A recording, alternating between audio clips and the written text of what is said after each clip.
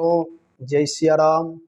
मैं आचार्य स्मृति शरण आज आप लोगों को एक नया अनुष्ठान बताने जा रहा हूँ। जैसा कि आप लोग जानते हैं कि जीवन में भगवान से और भक्त से जुड़ करके यदि कोई कार्य करते हैं तो वह कार्य सर्वोत्तम होता है। आज जो हम आपको अनुष्ठान बताने जा रहे हैं वह अनुष्ठान सुंदर कांड का पाठ है। इससे लाभ क्या होगा? इससे लाभ होगा कि घर में किसी प्रकार की अशांति है, यदि कोई ज्योतिषी शनि आदि का प्रकोप बताए हैं, राहु केतु का प्रभाव बताए हैं, अनिष्ट ग्रह, तो उसका एकमात्र उपाय सुंदरकांड का पाठ। वह सुंदरकांड का पाठ विधि विधान से युक्त होकर के जो आपको विधि बताई जाएगी, उस विधि से करने पर नाना प्रकार की जो अशांति है, क्लेश है, अमंगल है, वे सारे समाप्त हो जाएंगे। मैं आपको अब जो पूजन विधि है वह बताने जा रहा हूँ। पिछले वीडियो में मैं आपको बताया था रामचरितमानस से ही कि बेटी का विवाह यदि नहीं हो रहा है तो रामचरितमानस से जो अनुष्ठान बताया गया वह अनुष्ठान करें। बहुत ही सुंदर ढंग से विवाह हो जाएगा। और अब जो बताने जा रहे हैं वह भी रामचरितमानस से ही है, तो आप उसे ध्यानपूर्वक सुने और जो विधि बताई जाएगी उस विधि के अनुसार आप करें। क्योंकि कोई भी कार्य में यदि विधि ठीक नहीं है, नियम ठीक से नहीं जानते हैं, तो अनुष्ठान सिद्ध नहीं होता है। इसलिए नियम पूर्वक, प्रेम पूर्वक, भाव पूर्वक यदि अनुष्ठान करते हैं, देवताओं से प्रार्थना करते हैं, तो वह अनुष्ठान सफल होता है। तो यह अनुष्ठान श्री हनुमान जी महाराज का एक चित्रपट रख लें। मंगलवार का दिन हो अथवा शनिवार, 2 दिन, कोई भी एक दिन ले लेना है। और ये अनुष्ठान 49 दिन का अनुष्ठान है। 1 दिन 2 दिन का नहीं, 49 दिन लगातार आपको सुंदरकांड पाठ करना है। और श्री हनुमान जी महाराज का चित्रपट जो आपको प्रिय लगे, आशीर्वाद मुद्रा में हो तो उत्तम है। यदि कोई रोगी है, उस रोग का निवारण करने के लिए यदि आप चाहते हैं तो श्री हनुमान जी महाराज का वह चित्र लें जिसमें हनुमान जी पहाड़ हाथ में लिए हुए हैं। जब वे लक्ष्मण जी को संजीवनी ला करके दिए हैं, उस स्वरूप का वो आप चित्रपट रखें, उनको सुंदरकांड सुनाना है। यदि आपको भक्ति चाहिए तो भक्ति के लिए श्री हनुमान जी महाराज का जो ध्यान मुद्रा है अथवा कीर्तन मुद्रा का जो चित्रपट है, उस चित्रपट को आप अपने घर में रखें, उनके सामने अनुष्ठान करें, अपनी भावना व्यक्त करें। तो ये जो अनुष्ठान बताने जा रहा हूं आप सुने, समझें और पुनः करें। शनिवार अथवा मंगलवार दिन हो, जब आपको समय मिले, यद्यपि सुबह का कोई समय हो तो उत्तम है, बाधा रहित समय हो, टेंशन रहित, जब आप प्रसन्न मुद्रा में हो अनुष्ठान काल में तो प्रसन्न रहना ही चाहिए, प्रसन्न तो हर क्षण हल पर रहना चाहिए, परंतु जब कोई अनुष्ठान करते हैं, विधि विधान से पूजन करते हैं, विशेष पूजनोत्सव में प्रसन्न रहना चाहिए। तो लाल आसन हो, घी का दीपक अथवा तिल तेल का दीपक जलाएं। नैवेद्य में आपको 5 लड्डू रखना है बेसन का, स्वयं घर में बना लें, बाजार का लड्डू नहीं, क्योंकि बाजार का कोई भरोसा नहीं है, कौन व्यक्ति बनाया है, शुद्धि अशुद्धि का बोध नहीं है, पता नहीं कैसे बनाए होंगे, शुद्धि हाथ से बनाए होंगे, तंबाकू गुटखा आदि खा रहे होंगे, उसी हाथ से बना लिए होंगे। देवताओं का जो विधि विधान से यदि कोई कार्य करते हैं तो वो उत्तम माना जाता है। इसलिए अपने घर में ही यदि देसी घी उपलब्ध हो तो और सर्वोत्तम है।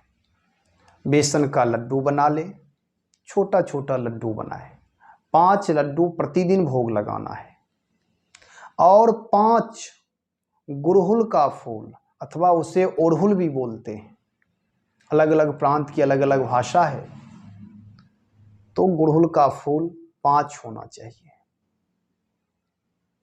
5 नैवेद्य, 5 ओड़हुल का फूल, दीपक जला दिए। यदि उपलब्ध हो सके तो गूगल जला दें, कंडी पर थोड़ा सुलगा दें, और उसके बाद आप बैठ जाएं आसन पर। पहले तो कोई भी अनुष्ठान करे तो भगवान का नाम जरूर कीर्तन कर लें 2-4 मिनट, इससे नेगेटिव एनर्जी दूर हो जाती है, देवता प्रसन्न हो जाते हैं।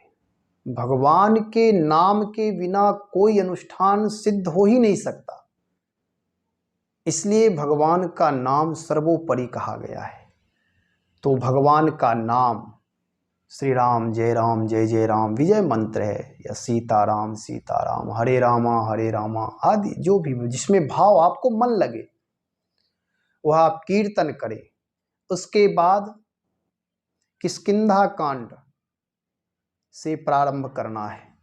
तो आप लोग शुरू करते होंगे बलि बांधत पड़ो भाड़े हो, लेकिन इस अनुष्ठान में हमारे पूज्य गुरुदेव बताया करते थे कि उससे एक दोहा ऊपर, मैं देखूं तुम नाही, गीधे दृष्टि अपार, बूढ़ भयो नत करत्यो, कछुक सहाय तुम्हार, यहाँ से पाठ प्रारंभ करना है। और ये पाठ प्रारंभ करके उसके बाद फिर सुंदरकांड पूरा करना है। सकल सुमंगलदायक रघुनायक गुणगान, सादर सुनहि ते तरह, भव सिंधु विना जल जान। और एक अनुष्ठान में मैं एक विशेष नियम बताया था, पिछले अनुष्ठान में वीडियो में हुए बताया हुआ है कि जब भी हनुमान जी का कोई अनुष्ठान करे तो इसी किष्किंधा कांड के अंतिम में जहाँ लिखा हुआ है, कहें रिचपति सुनु हनुमाना, का चुप साध रेव बलवाना, पवन तनय बल पवन समाना, बुद्धि विवेक विज्ञान निधाना, कवन सो काज कठिन जग माही, जो नहीं हो ये तात तुम पाही।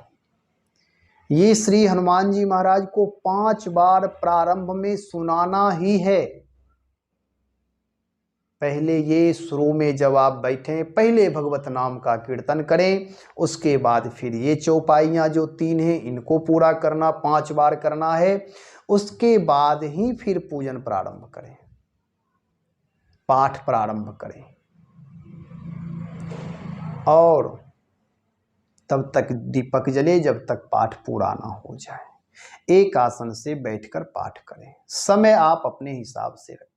जब पूजन करना हो, यदि आप सुबह करते हैं तो स्नान करके कर लें, अगर दोबारा आप शाम में करना, जब आपका समय अनुकूल हो। अगर आप हो सकता है कि उपवास ना करें क्योंकि स्वास्थ्य पर भी प्रभाव पड़ेगा, भोजन किए हों तो हाथ पैर धुल करके, वस्त्र बदल करके, पूर्ण पवित्रता से युक्त हो करके पुनः पाठ करें आप, और नियम पूर्वक, विधि पूर्वक हनुमान जी को भावपूर्वक आत्म निवेदन करते हुए सुनाएं। इससे लाभ होगा, क्योंकि विधि पूर्वक कोई भी अनुष्ठान करने का लाभ प्राप्त होता है। नहीं तो देवता अभी भी है, देवता का अनुष्ठान अभी भी सत्य है,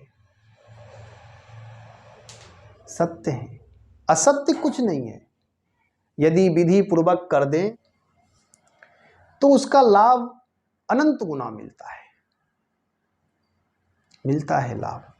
इसीलिए मैं नियम पर विधि पूर्वक बार बार कह रहा हूं कि कोई भी अनुष्ठान विधि पूर्वक करें, नियम से करें, तो उसका लाभ अलौकिक लाभ होगा। इस तरह से 49 दिन करना है, कोई भी कर सकता है। गोस्वामी तुलसीदास जी महाराज कहते हैं, पुरुष नपुंसक नारी युवा जीव चराचर कोई भगवान का भजन, भगवान का अनुष्ठान, चाहे वह किसी भी वर्ण में हो, वह कर सकता है।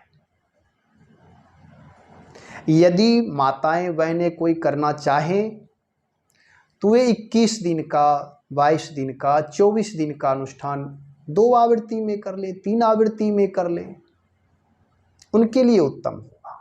यद्यपि भगवान भाव के भूखे होते, मन की शुचिता ही सर्वोत्तम है, परंतु लोक पक्ष में शरीर की शुचिता का भी बड़ा मूल्य है। इसलिए ऐसे तो भगवान का नाम सर्वोपरि है।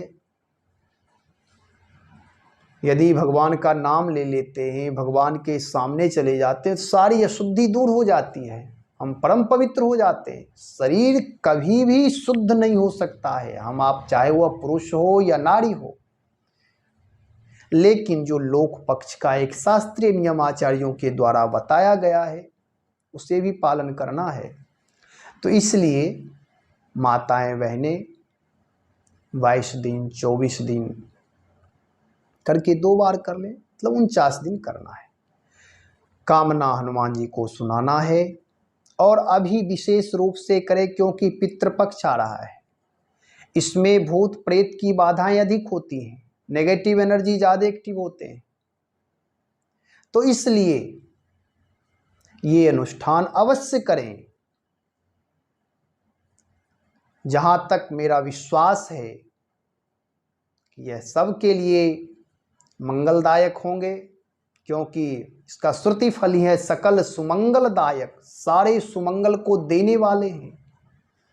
ऐसे जो दिव्य भगवान का पावन, परम पावन चरित्र है, इसका अनुष्ठान लाभदायक होगा।